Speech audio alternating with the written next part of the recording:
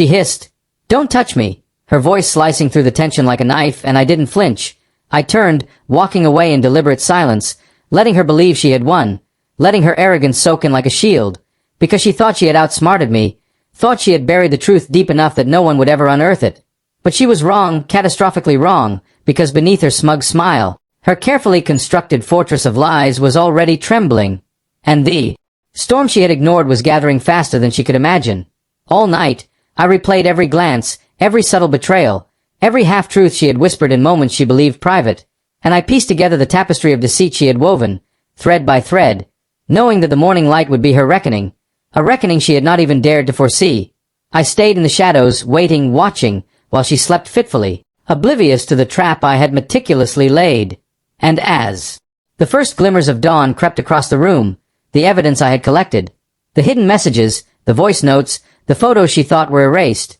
lined up like soldiers ready to march against her, ready to dismantle her empire of lies, and when she stirred, rubbing her eyes, I stepped forward, calm, silent, a predator in the guise of stillness, and watched as the confidence in her eyes flickered and died the moment she saw the stack of truth waiting on the table. Her fingers shook as she reached out, and for the first time, she realized that victory is fleeting when built on betrayal, that no amount of charm or cunning can shield someone from the consequences of their own darkness, and I let her stare, let her feel the weight of everything she had hidden, because silence has a voice louder than screams, and patience has a cruelty sharper than any sword.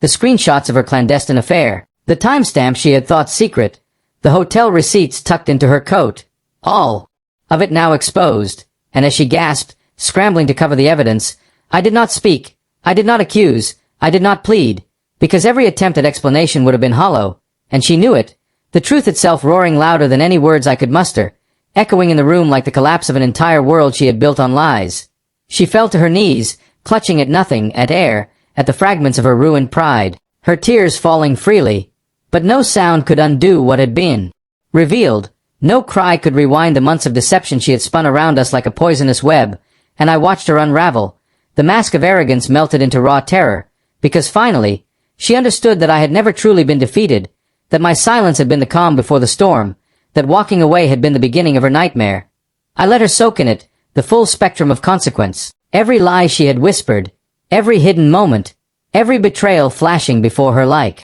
lightning striking the heart of everything she loved, and as she tried to speak, the words failed her, caught in the choke of panic and regret, and I realized that this was justice not delivered with rage but with a quiet inevitability of truth, and in that moment, the reality of her actions crashed into her soul like an unstoppable wave, erasing the illusion she had cherished, leaving her exposed, powerless, utterly alone. I left the apartment, letting the morning sun fall across her trembling form, letting her absorb the ruin she had created, letting her hear the echo of her own choices in the silence, and as the door clicked behind me, I knew she would never recover, that her victory had been a mirage, a fleeting shadow of control snatched away by the very patience she had underestimated, and in the cold clarity of the dawn, she finally saw it all, the betrayal, the lies, the selfishness, the manipulation, and it consumed her, burning through every ounce of pride, every fragment of denial, until there was nothing left but the stark, unbearable truth. By 4 minutes past sunrise, she was broken in ways she could not articulate,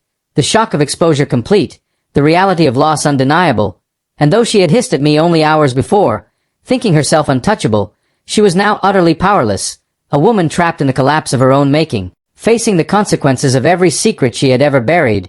And I walked into the day outside, free of anger, but heavy with the weight of knowing that some victories are earned not in confrontation but in the quiet orchestration of truth, leaving the betrayer to drown in the chaos they created. And she would remember that morning, the shattering of her empire of lies, the cold light on the evidence, the silence that screamed louder than any accusation. For the rest of her life, a haunting she could never escape, because by the time dawn broke fully, her triumph had turned into a nightmare she would never survive, and that was the moment she truly lost everything.